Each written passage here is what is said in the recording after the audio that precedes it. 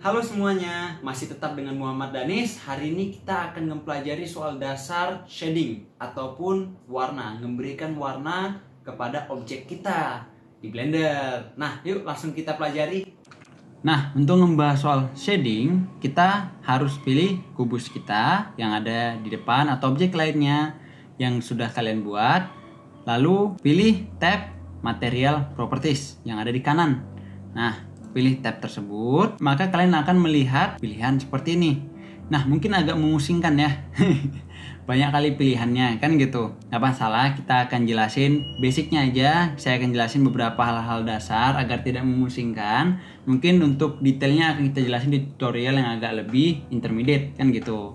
Jadi untuk dasar, kita bisa ganti semuanya di sini, atau kita bisa masuk ke mode shading di workspace kita. Dengan mengklik tab shading, nah kita akan muncul tampilan seperti ini. Semuanya menjadi berwarna, menjadi lebih terang karena di sini apapun warna yang kita rubah akan langsung muncul dan terlihat. Di sini pun ada bola HDR. HDR itu gambar 360 derajat yang menjadi pantulan objek kita agar objek kita memiliki pantulan yang sekeliling. Jadi macam dunia nyata. Nah, lalu bisa kita lihat yang di bawah ini sama dengan di sini. Nah, contohnya ini kan material, di sini juga material. Tapi mungkin kalau sama, nggak bisa kita bedain, kita ganti namanya di sini. Contoh kubus. Nah, otomatis di sini berubah jadi kubus kan. Kita bisa tambah material juga nih, tapi kan kita pelajari ke depannya nih. Oke. Nah, sekarang kan kita berada di object mode. Jadi kita bisa merubah material ini untuk keseluruhan objeknya. Nah, contoh kalau kita lihat di kanan sini ada base color. Kita klik base color, kita bisa ganti nih warnanya dengan memilih warna yang ada di color wheel ini atau roda warna ini. Nah, contoh kita buat biru. Oke. Nah, jadi base color itu untuk mengganti warna dan di sini bisa kita lihat ikut berubah menjadi biru. Nah, di sini navigasinya mungkin agak beda sedikit. Dengan menekan tombol tengah, kalian bisa menggerakkan tampilannya, tapi tidak memutar karena di sini kita tidak perlu memutar. Tampilannya hanya 2 dimensi saja. Nah, beda dengan di panel yang ini. Inilah bedanya panel. Nah, di sinilah gunanya panel tadi. Nah, di sini kalau kita tekan tengah lalu gerakin, yang ada muter dia. Sedangkan di sini untuk memindahkan pandangannya atau tampilannya. Nah, jadi base color tadi bisa kita ganti juga di sini langsung. Nah, kita bisa ganti menjadi ungu. Terlihat kan langsung. Sedangkan kalau kita kembali ke layout, maka warna tadi tidak terlihat. Tapi di layout sendiri kita bisa memunculkannya menggunakan seperti yang sebelumnya saya beritahukan, menggunakan Z. Shortcutnya Z. Nah, di sini ada material preview. Nah, muncul nih warnanya, tapi nggak secerah tadi. Soalnya yang tadi itu kan sudah otomatis diberikan pencahayaan dan HDRI. Sedangkan di sini tidak ada, hanya satu lampu yang ada di sini. Jadi kalau kita kembali ke shading, kita bisa lihat warna ini kita ganti ke biru yang terang. Kita balik ke sini layout, maka di biru. Tapi kita bisa di layout kembali ke solid dengan menekan Z kembali. Di shading sendiri, kita ada yang namanya di sini Principled BSDF. Nah, apa itu Principled BSDF? Principled BSDF ini adalah shading standarnya Blender sekarang. Nah, jadi otomatis ketika kita membuat material, otomatis kita akan diberikan Principled BSDF. Nah, tapi kita nggak mesti memilih Principled BSDF. Ada banyak macam-macam material di Blender. Contoh, kita bisa nambah material tadi dengan cara Shift A. Sama seperti kalau kita mau menambah objek, tapi pastikan kursor kalian berada di panel tersebut. Contoh kalau kita tekan Shift A di panel ini, maka kita menambah objek. Sedangkan kalau kursor saya di panel ini, saya menekan Shift A. Nah, beda nih kan? Input, output, shader, tekstur. Nah, beda-beda. Nah, apa ini? Kalau saya jelaskan sekarang mungkin bakalan sangat pusing, kan gitu. Jadi kita mungkin akan membahas soal bagaimana menggabungkan beberapa material di tutorial-tutorial kedepannya. Untuk sekarang kita bahas saja yang ada di Principled BSDF-nya sendiri. Karena basicnya dengan ini saja kalian bisa menghasilkan material-material yang sangat bagus dan sangat unik. Nah, jadi hanya perlu ini saja untuk awal, untuk kalian bisa buat banyak macam material. Nah, contoh kubus ini kita mau kasih dia terlihat seperti besi. Nah, di sini ada metalik nih, metal kan gitu. Metal itu besi. Jadi kalian bisa menambah jumlah metalnya agar dia menjadi seperti besi. Nah, sekarang dia lebih terlihat memantulkan cahaya. Nah, mungkin agar lebih gampang, kita buat objek baru nih. Sebuah sphere. Nah, G, Y, kita pindahkan kemari sphere tersebut, lalu kita berikan dia material. Nah, kubus ini kan tadi kubus dasar kita, otomatis sudah ada material, sedangkan bola kita ini kita buat baru, jadi tidak ada materialnya. Kita harus berikan dia material dengan menekan new di materialnya, lalu ganti namanya ke yang kita mau agar lebih tertata. Kita pilih bola. Nah, di sini kita bisa lihat, kita tingkatin nih materialnya, tinggi. Nah, jadi macam metal nih kan, karena warnanya juga putih kan, terlihat macam metal. Nah, tapi kan nggak macam besi ya, terlalu kasar kan gitu dia. Nah, itu bisa diganti di roughness. Nah, jadi dari metalik tadi, kalau kita nolkan ya diffuse biasa, kita fullkan dia jadi metal kan gitu. Sedangkan roughness itu untuk kehalusannya. Jadi makin halus dia makin memantulkan cahaya, memantulkan sebuah refleksi. Nah, kita tunjukin langsung aja. Kalau roughness-nya kita tarik ke paling bawah, maka full dia memantulkan. Nah, roughness-nya kita fullkan, maka dia tidak memantulkan sama sekali. Dia jadinya besi tapi yang diffuse. Nah, aneh kan gitu. Nah, tapi kalau kita turunkan, kita kecilkan habis, ini kenapa gini ya? Karena kalau tadinya kita hanya diffuse, kita bisa lihat ini garisnya ada. Jadi ini objek nggak smooth, tidak halus. Objeknya sendiri kasar. Kalian bisa secara otomatis dan secara gampang menghaluskan objek ini dengan pilih objeknya, lalu klik kanan, lalu pilih shade smooth. Nah, jadi pilih objek kamu, klik kanan, shade smooth, klik. Nah, kalau kalian lihat sekarang langsung otomatis nggak ada lagi nih garis-garisnya. Nah, kalau sekarang metaliknya saya naikin, roughness-nya saya turunin, wah, langsung jadi pemantul yang full, total. Nah, jadi ini sama kan bolanya sama yang di sini. Nah, ini yang kenapa saya bilang tadi ini HDR. Sekarang kan dia memantulkan gambar yang diberikan oleh Blender secara otomatis, secara gratis, bawaan Blender. Nah, kita bisa ganti gambar ini, tapi itu kita akan ngebahas soal HDR, dan HDR itu lebih expert atau lebih advance kan gitu. Jadi untuk sekarang kita bahas dulu soal material lingkaran tadi sendiri.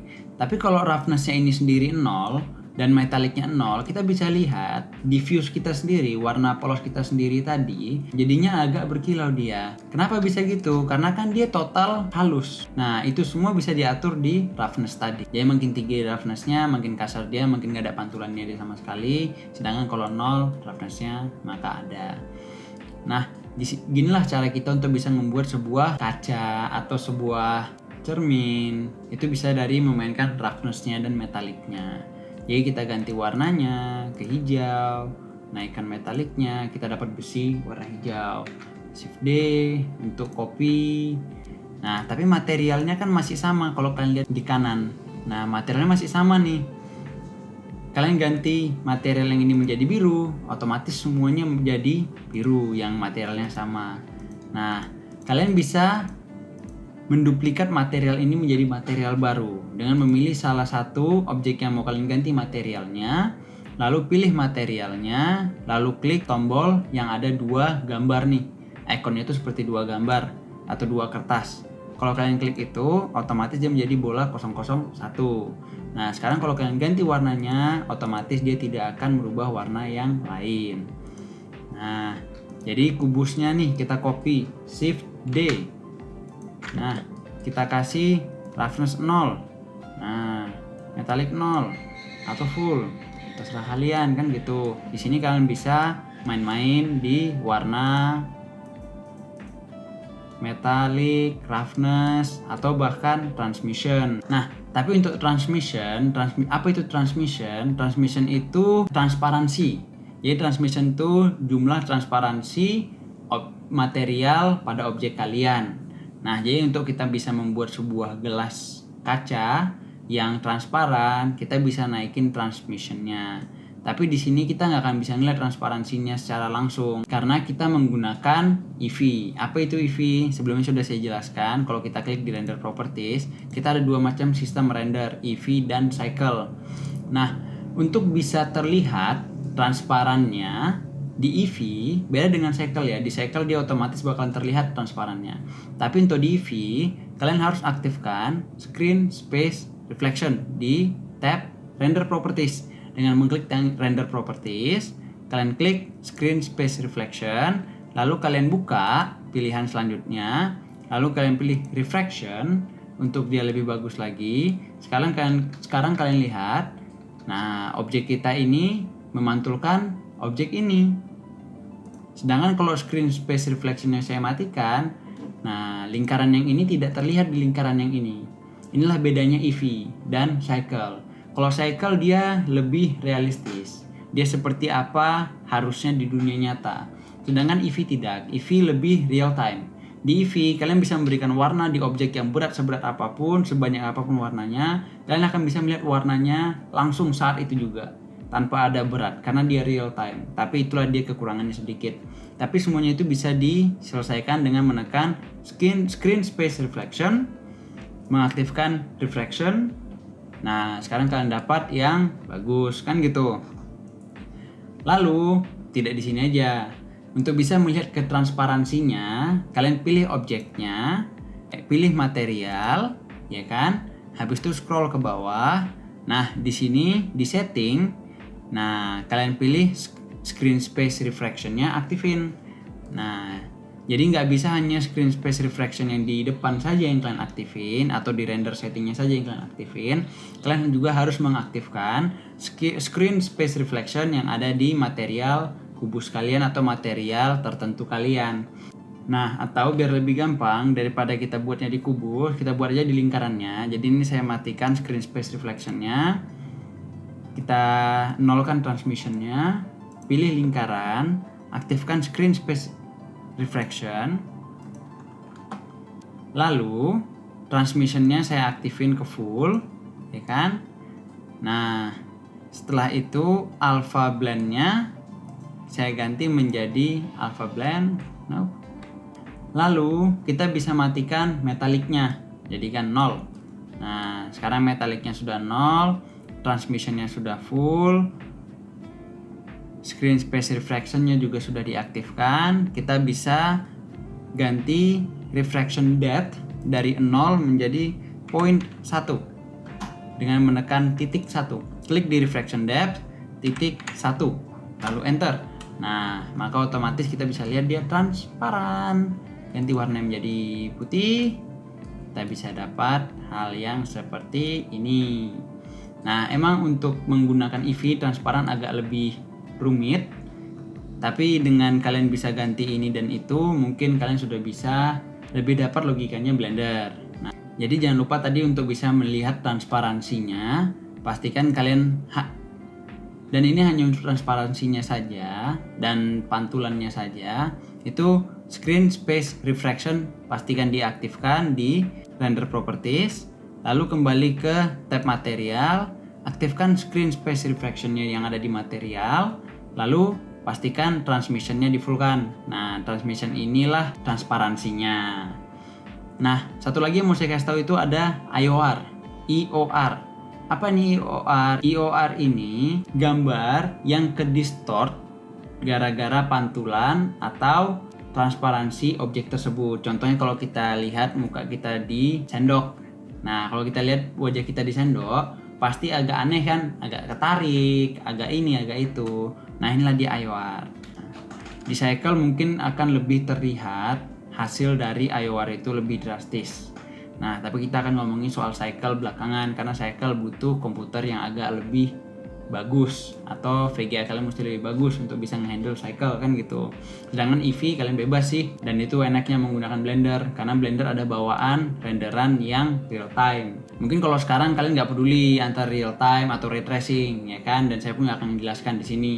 Tapi hanya untuk kalian tahu, real time itu akan sangat membantu kalian ketika kalian membuat sebuah project. Kalau kalian udah pernah mencoba software-software lain atau mencoba engine render yang lain, kalian akan tahu bedanya real time dan yang non real time. Tapi nggak apa-apa, seiring berjalannya waktu kalian akan dapat sangat mengapresiasi real time itu sendiri, walaupun ada kekurangan. Nah, jadi kita udah ngebahas soal basic-basic material, dari dasar-dasar material yang penting, dari yang solid, metal, refleksi, lalu transparansi. Jadi mungkin untuk sekarang kalian udah bisa mulai latihan di nyoba-nyoba beberapa ini, gabungan antara beberapa ini, karena dasar-dasar material penting itu ini sih.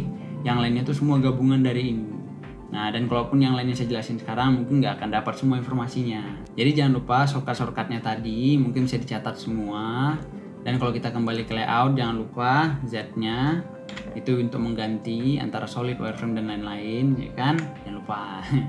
Ini lampu dan kamera akan kita ubah selanjutnya lagi. Nah, mungkin untuk kali ini tutorial ini udah selesai, tapi jangan takut. Kita akan terus pelajari mengenai dasar-dasar Blender di tutorial-tutorial selanjutnya. Jadi jangan lupa untuk subscribe, like, dan tekan tombol belnya agar kamu tidak ketinggalan tutorial selanjutnya. Oke? Bye!